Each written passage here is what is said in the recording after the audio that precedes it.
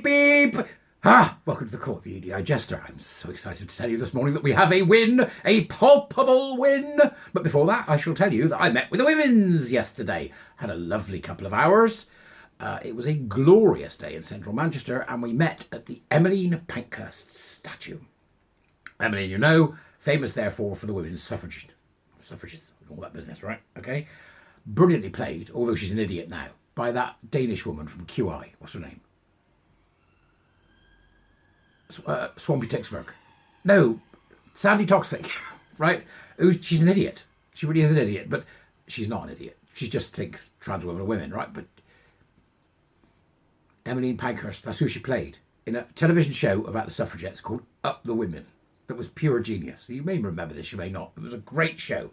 So it reminded me of that for some reason. I don't know why. So I met with a few people. Met with a few people. Had a bevy. Well, I had a Coke. They had a bevy. And then we went to the pub afterwards, and I met Julia Long, which was lovely to see Julia Long there. And I also saw Fonda Beekles, which was great. And I saw some people from the Party of Women, from Kelly J. Keen's movement. So it was a very interesting day to talk to these women involved in various political shenanigans. I think they're completely wrong, mind. I told them so. But they're out there, they're talking about what they want to talk about. They should be able to talk about what they want to talk about. And they did. Not complicated at all. These are people doing stuff, right? Whether you agree with what they were doing or not is immaterial, but it's people doing stuff. And that's, a good thing. And you know what they weren't doing? Lying in the road, stopping people moving their cars. You know what they weren't doing? Sticking their, perineums to bus stops and various other things. Or that wonderful one years ago where the two people went into court. I think they were protesting about oil or something to do with, or to save the sheep. And they actually put their hands on the bars in the courtroom, in the courtroom, and super glued them to the bars, not realising that the platform they stood on was portable, and they just wheeled them out. I could do with more of this, right? So great to see that. And then this morning I get up to a great gift, a gift that we can all celebrate, because we have a palpable win. There's this Edinburgh Rape Crisis Centre run by a guy called Midriel Warthog. That's not right. What's his name? Oh yeah, Murido Hadwar. Wadha. Sorry.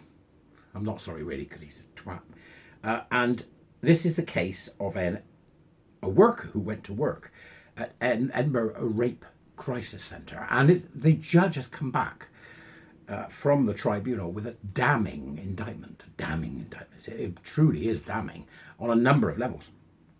And this is being reported on Twitter en masse. In fact, as I'm speaking to you now, it's trending on Twitter as the #1 story. Now, this tale of woe, and it is a tale of woe without a shadow of a doubt, comes as Ros Adams, a woman of great strength and character here, another woman you see doing the thing, Ros Adams, has taken them to court for their treatment of her when she raised concerns about having Muddy Warthog run the place, right? So an employment judge has condemned a support service for rape victims and found that its chief executive, that's this Misty Windup, right? That's this bloke, right? Pretending to be a woman, was responsible for a heresy hunt against a female worker who held gender-critical beliefs. In other words, a female worker who knew the truth, spoke the truth, said the truth, and so this Larping knicker fumbler went after her, right? Now, she won her claim of constructive dismissal against Edinburgh Rape Crisis Centre, which is funded by the Scottish Government, with the tribunal finding that she had been harassed and discriminated against. Harassed. Supporters of Adams condemned the abusive management she was forced to endure. When she joined the Rape Crisis Centre, Adams, 52, had at first welcomed its trans-inclusive policies, as so many people did before realising what's going on and getting their fingers burnt.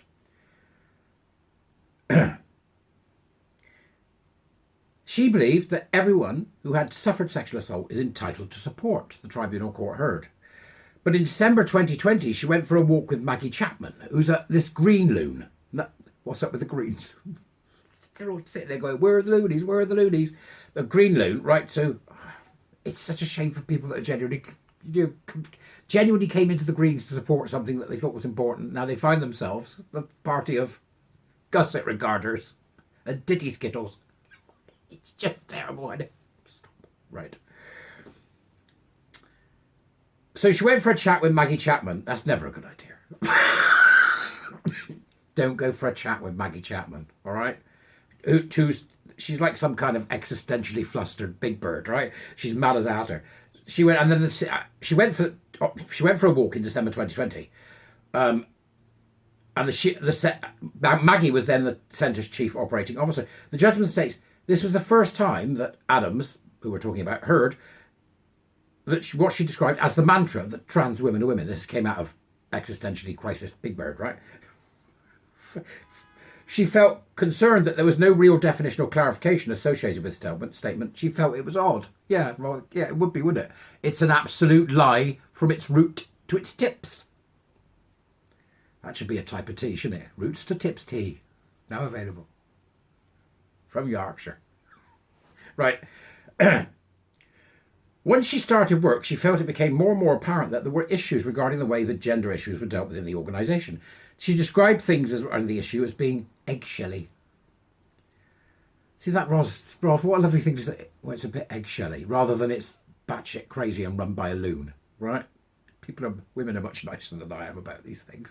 The judgment describes an investigation undertaken by the centre into Adams' opinions as, unfortunately, a classic of its kind, somewhat reminiscent of the works of Franz Kafka. That's pretty unequivocal, isn't it? That can't be right. Oh, it's Ian McFatridge. I thought it said McFartbridge. Wouldn't that be great?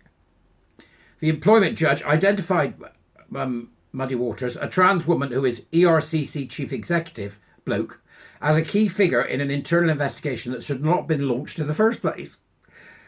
McFatridge said the review was clearly motivated by a strong belief among senior management and some of the claimant's colleagues that the claimant's views were inherently hateful. So it's hateful, according to Muddy Wingflaps, right? That bloke's a bloke. That's hateful. Men are men. Oh, hateful. That's hateful. Okay. Come on, HR, do the thing. We're on them. Did they tell the truth? Yes, they did. We're on them. He had it. It is clear that Wadwa was involved in the process since she was the one who she is not she, it's a he. Since he was the one who selected and contacted who would deal with the various stages of the disciplinary grievance process.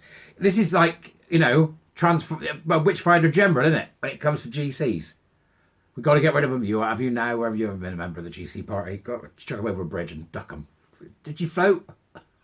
No, she's taken us to a tribunal. Yeah, but did she float? They won. Okay, sell the rope. I hope they go bust. Then people have got to start again without these men. Didn't this Walrus money person, did he lie on his CV? You'll tell me. Anyway, it's a win, right? And we like a win, so celebrate today for Oz. Well done. Fantastic. This is the stuff. Get these swine in court and expose them for what they are. Go well. Superb. See you later.